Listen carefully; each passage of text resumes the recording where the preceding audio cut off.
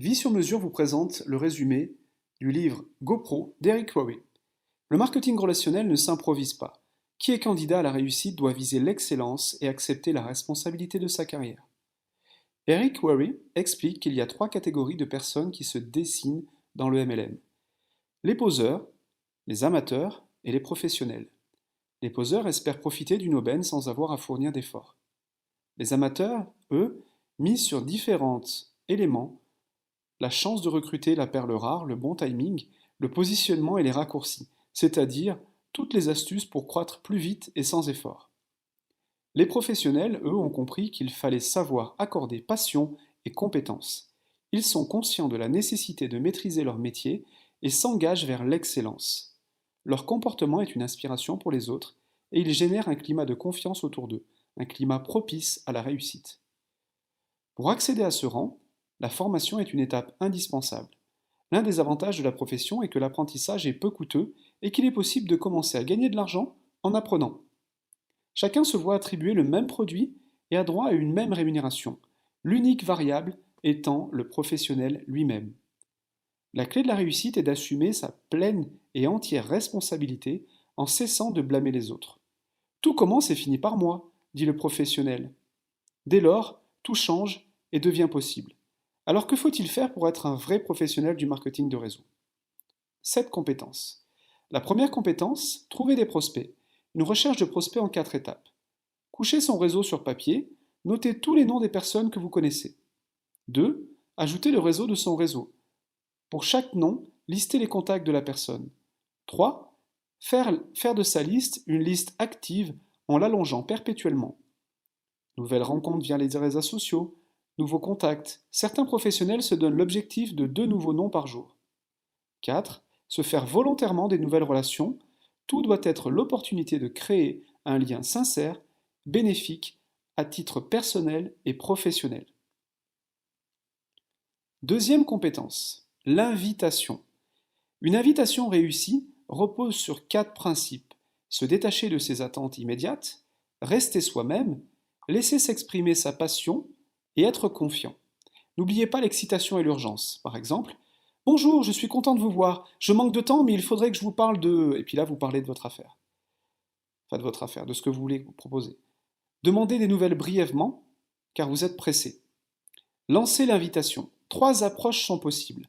L'approche directe, j'ai quelque chose à vous proposer. L'approche indirecte qui sollicite un avis, vous me rendriez service en examinant ma situation. L'approche ultra indirecte, à l'occasion de laquelle le prospect est soi-disant sollicité pour amener d'autres prospects. Connaîtriez-vous quelqu'un intéressé par... etc., etc. Puis vous lui proposez l'outil, avec la phrase si je, est-ce que vous? Par exemple, si je vous envoie une vidéo, prendrez-vous le temps de la regarder? Et puis après, vous obtenez un engagement. Par exemple, quand pensez-vous regarder la vidéo? Et vous confirmez cet engagement. Donc, si je vous contacte à tel moment, vous aurez regardé la vidéo. Comme cela, votre prospect a lui-même posé le prochain rendez-vous. Et enfin, vous déterminez le moment et l'heure précise de l'entretien. Ok, donc je vous appelle jeudi à 20 h. N'oubliez pas que vous êtes pressé, donc mettez fin à la conversation rapidement. Troisième compétence. Un pro est sérieux dans son suivi. 4 étapes pour un bon suivi. Première, honorer ses engagements. La deuxième, s'il n'a pas regardé la vidéo, soyez ferme et posez un autre rendez-vous. S'il l'a regardé, posez-lui la question. Qu'avez-vous le plus aimé? Sur une échelle de 1 à 10, où se situe votre intérêt pour cette affaire? Troisièmement, soyez patient. En moyenne, 4 à 6 rendez-vous sont nécessaires pour valider. 4.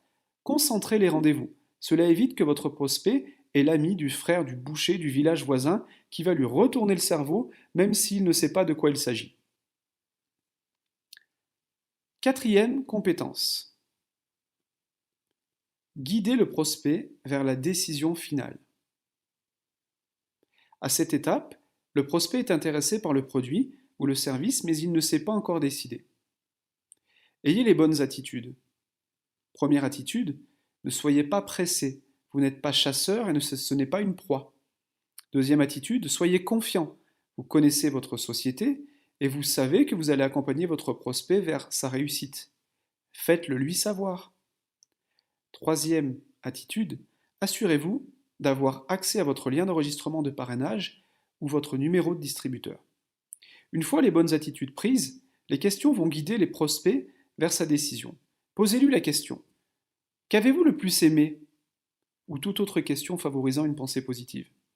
Puis, on proposera à l'interlocuteur d'évaluer son intérêt sur une échelle de 1 à 10. 4 questions concluront l'entretien. La première: combien aimeriez-vous gagner? La deuxième: combien d'heures hebdomadaires pourriez-vous consacrer à cette affaire? 3. Combien de mois pourriez-vous consacrer à cette activité? Enfin 4.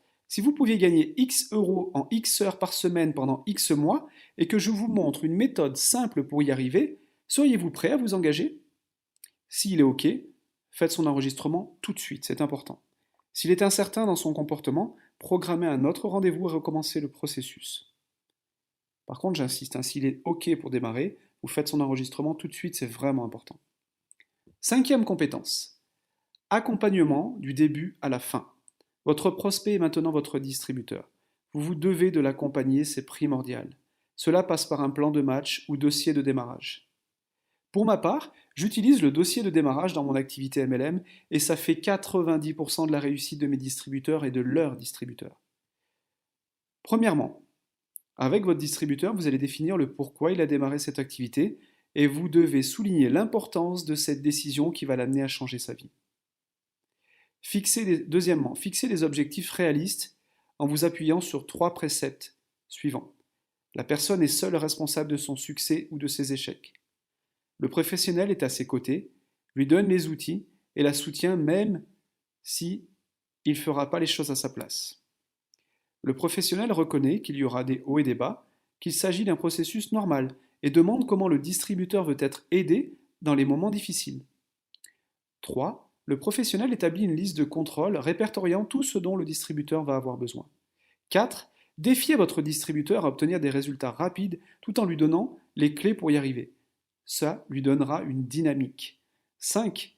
Confiez des tâches simples à votre distributeur et mettez une date butoir. Confirmez que ces tâches ont été faites, puis fixez-en d'autres et ainsi de suite. 6e compétence. L'art de la promotion d'événements. Les événements sont les outils les plus efficaces vers la réussite de votre équipe. Ils rassemblent tout le monde dans une émulsion d'énergie positive, loin du quotidien grisâtre. C'est lors de ces événements que les participants confortent leur choix, se fixent des objectifs et trouvent la force de poursuivre dans cette voie. Ce phénomène positif s'explique par la notion de preuve sociale. Les événements permettent de montrer par les témoignages et les échanges qu'une réussite est possible et que plusieurs personnes s'engagent ensemble dans cette voie. Le sentiment d'appartenance à une communauté joue le rôle de réconfort et de validation des décisions. Un bon professionnel ne fait pas que comprendre l'importance des événements, il les promeut assidûment. Cela passe par un investissement personnel sans faille, quel qu'en soit le coût. Ensuite, il peut convaincre les membres de ses équipes d'y prendre part et fixe l'objectif d'accroître systématiquement leur nombre. Il ne se contente pas d'informer de l'événement, il vante avec persévérance cet événement. Afin de les convaincre, il doit refuser les excuses de prime abord, car elles sont rarement fondées. Il en discute avec son distributeur et l'aide à comprendre l'importance de sa participation à l'événement. Si nécessaire, il cherche avec lui des solutions pour résoudre son problème initial. Il est aussi pertinent que le professionnel raconte son histoire à titre d'exemple de témoignage. J'aime cette phrase qui dit « L'important ce n'est pas de savoir si tu vas à l'événement, mais avec combien de personnes tu t'y rends. » 7e compétence. Consacrer du temps pour s'améliorer. Pour avoir des revenus d'expert, il faut être un expert. Le professionnel apprend de ses expériences. Il ne les considère plus comme bonnes ou mauvaises, mais comme un moyen d'apprentissage. Il y voit la leçon et non le résultat. En outre, plutôt que d'inventer des méthodes d'action, il observe et duplique les comportements des personnes qui réussissent. Le professionnel n'attend pas d'avoir acquis toutes les connaissances nécessaires, il se met en action. S'il veut acquérir une compétence, il dresse un plan, l'exécute et révise ses résultats. Il perçoit dès lors comment s'améliorer. L'entourage tient également son rôle, comme l'explique la loi de l'association. Elle affirme qu'un individu représente la moyenne des 5 personnes les plus proches de lui, c'est-à-dire qu'il agit, pense, parle et gagne comme elle. Le professionnel limite les interactions avec les personnes négatives, néfastes et se tourne vers des modèles. Il ne faut pas oublier l'étude, qui a évidemment une place cruciale. Il est essentiel de se concentrer sur les apprentissages de base avant de se disperser vers des savoirs annexes. L'auteur évoque l'avantage de programmes audio propices à une réécoute régulière. Il encourage la lecture des experts s'étant consacrés à partager leur savoir et expérience dans des livres. Internet est également un bon moyen d'apprendre à travers les vidéos, tutoriels et événements en ligne. De plus, les événements d'entreprise sont la solution optimale puisqu'ils permettent une plongée sans distraction dans l'apprentissage. Enfin, l'une des manières d'apprendre les plus efficaces est d'enseigner. La transmission des connaissances impose de les cerner clairement. Voilà, je vous remercie, le résumé de GoPro d'Eric Worre. J'espère qu'il vous a plu. Mettez un pouce bleu et abonnez-vous à la chaîne pour être informé des nouvelles vidéos.